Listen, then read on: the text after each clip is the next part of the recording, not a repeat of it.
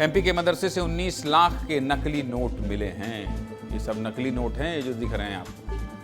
कहाँ से मिले हैं, कैसे मिले हैं, किसने इकट्ठा किया था, सब बता देता हूँ। मध्य प्रदेश में 19 लाख रुपए के नकली नोट मिले हैं और ये नोट मिले हैं एक मदरसे से।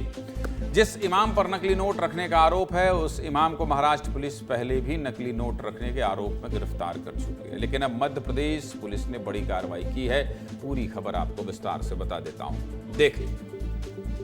सोमवार को सुबह सुबह खबर आई कि मध्य प्रदेश के खंडवा में एक इमाम के घर से पुलिस को 19 लाख के नकली नोट मिले। पुलिस ने इमाम के घर पर छापा मारकर पूरी रकम को बरामद किया है। इस पूरी छापेमारी में गांव वालों ने भी पुलिस की मदद की है। ये पूरा मामला खंडवा जिले के जावर थाना इलाके में आने वाले पेठिया गांव का है। दरअसल इस पूरी कार्रवाई की शुरुआत महाराष्ट्र के मालेगांव से हुई। महाराष्ट्र पुलिस ने मुखबिर की सूचना पर मालेगांव से खंडवा की एक मस्जिद के इमाम जुबेर अंसारी और उसके साथी को गिरफ्तार किया। पुलिस को इमाम के पास से नकली नोट का जखीरा बरामद हुआ था। छानबीन हुई तो पता चला कि इमाम मध्य प्रदेश के खंडवा का रहने वाला। जिसके बाद पुलिस जांच करते हुए मध्य प्रदेश पहुंची थी। जब गांव वालों को पता चला कि नकली नोट मामले में इमाम की गिरफ्तारी हुई है, तो गांव वालों ने कुछ जानकारियां भी पुलिस को दी थी।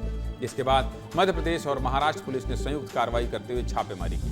पूरे मामले में पुलिस का क्या कहना है, ये सुन लीजिए।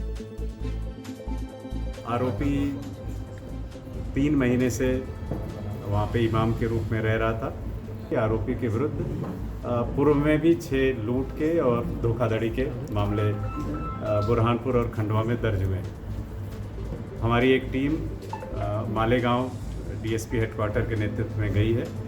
इस पूरे पहलुओं को देखेंगे कि किस तरह से आरोपी द्वारा नकली नोटों का कारोबार किया जा रहा था, कहाँ इसको प्रिंट किया जा रहा था, कहाँ छुपवाया जा रहा था। लेकिन इमाम की इस गिरफ्तारी और नकली नोट के जखीरों ने कई सवालों को जन्म दे दिया है कि क्या इमाम जुबेर मदरसे की आड़ में नकली नोट का धंधा कर रहा था। पुलिस ने जो नकली नोट का जखीरा पकड़ा है वो मदरसे की सीमा से ही मिला है। तो क्या इमाम ने मदरसे को नकली नोटों का अड्डा बना दिया था? और एक सवाल ये भी कि जुबेर नकली नोट का ये कारोबार कब से कर रहा था और क्या इस कारोबार में उसे अपने इमाम होने का फायदा मिल रहा था? मतलब इमाम होने की वजह से किसी का शक कभी उस पर नहीं गया। और अब यही सवाल बीजेपी विधायक ने उठाया है। इमाम की गिरफ्तारी के बाद बीजेपी विधायक कंचन तन्वे एडिशनल एसपी से मिलने पहुंची। विधायक मैडम का कहना था कि पुलिस को हर मस्जिद और मदरसे की जांच करनी चाहिए। कंचन तन्वे का आरोप यहां तक था कि मदरसों की आड़ में अक्सर ऐसी गतिविधियां होती रहती हैं। विधायक जी को भी सुन लीजिए। ने सर से मिलकर उनको भी बताया कि जो हमारे मदरसे हैं, मस्जिदें हैं, उनकी जांच पड़ताल करें, क्योंकि ये नकली नोटों को बनाना मतलब हमारे देश को खोखला करने की ये चाल और साजिश है। तो ये नहीं होना चाहिए, आगे से ऐसी गलतियां ना हो। इसके लिए मैंने एसपी सर से भी मतलब बात की है। इसमें क्या है कि और जो आरोपी है उसको तो गिरफ्तार कर लिया है, इस पर और क्या कार्रवाई हो सकती है, इसके लिए माननीय मुख्यमंत्री जी से भी बात करेंगे। विधायक के इस बयान ने न सिर्फ मामले को तूल दे दिया है, बल्कि राजनीति भी गर्म हो गई है। वैसे मामले को तूल देने जैसा कुछ है नहीं, क्योंकि अगर कोई व्यक्ति नकली नोट का कारोबार कर रहा है और उसके घर से 19 लाख रुपए के नकली नोट मिल रहे हैं, तो ये मामला अपने आप में बड़ा है। और फिर अगर वो व्यक्ति किसी मस्जिद का इमाम है, तो मामला कितना बड़ा है, इसका अंदाजा आप खुद लगा सकते हैं। फिलहाल मामले में राजनीति जारी है। कांग्रेस और बीजेपी एक दूसरे पर हमलावर हैं। क्या कह रहे हैं, ये भी सुनिए। ये संदेह पहले से था और हम बार बार ये सचेत करते आए हैं। अब तो हम तथा कथित जो इस्लाम के जाने माने बुद्धिजीवी हैं और जो स्कॉलरशिप इस्लाम के कहलाते हैं, उनसे रिक्वेस्ट है कि या तो स्वयं होकर मदरसे बंद करें, अन्यथा सरकारों से भी हमारी प्रार्थना है कि मदरसों पर कड़ी नजर रखी जाए। बहुत सारे जो है विभिन्न धर्मों के लोग जो है नकली करेंसी के साथ इस देश में पकड़े गए हैं, तो उसका धर्म से क्या संबंध है? सैकड़ों हिंदू पकड़े गए, सैकड़ों मुसलमान पकड़े गए, ईसाई पकड़े गए, तो ये तो अपराधी हैं। अपराध का इनका अपना रिकॉर्ड है, तो उस पर सरकार कार्रवाई करे।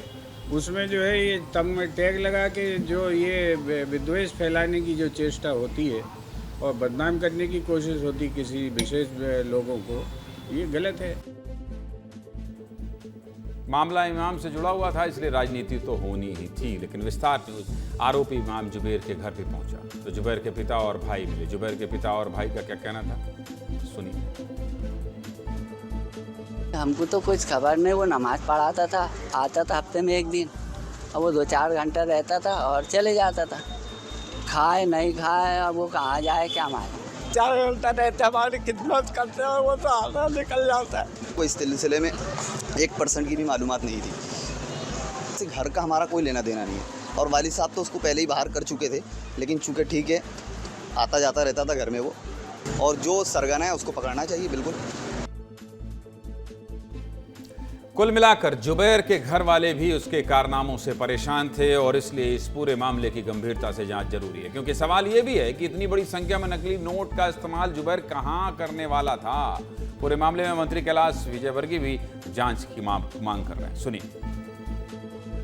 बाहर के लोग आकर इस मदरसा में काम कर रहे हैं और न सिर्फ काम कर रहे हैं बल्कि अवैध गतिविधियां भी कर रहे हैं।